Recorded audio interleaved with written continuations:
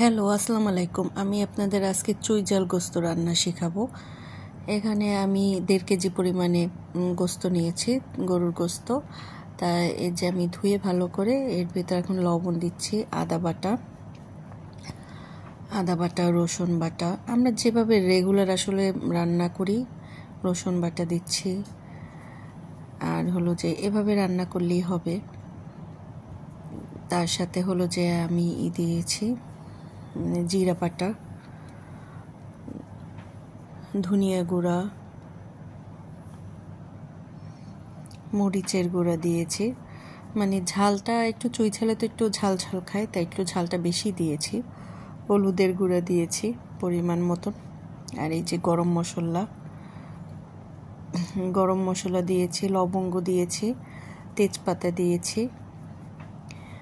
তারপর হলো যে একটু পেঁয়াজ দিয়েছি, বেশি করে কাটা পেঁয়াজটা। অনেকে যে খুলনা চুই ঝালে অনেকে আবার পেঁয়াজটা দেয় না, কিন্তু আমি অ্যাকচুয়ালি পেঁয়াজ দিয়েছি।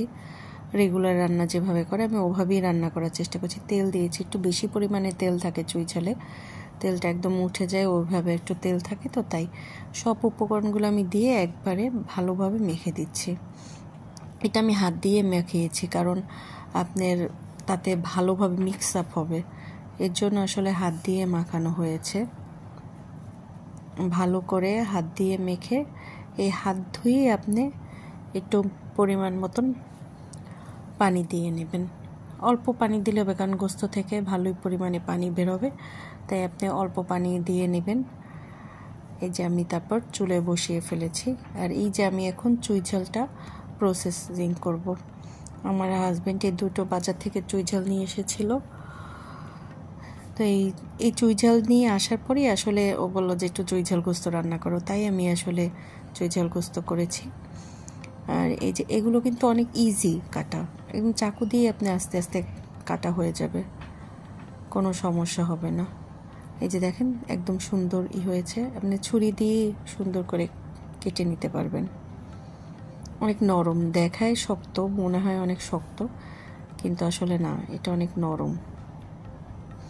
দেখেন অনেক ইজিলি আমি কেটে ফেলেছি। এটা আমি 1.5 কেজি গোস্তর জন্য আমি একটু পরিমাণ চুই ঝাল নিয়েছি, বেশি নেওয়ার দরকার নেই। এটা একটু মোটা করে কাটবেন, এটা একদম চিকন করে কাটবেন না, এটা একটু মোটা করে কাটবেন। মোটা করে কাটলেই ভালো হয়,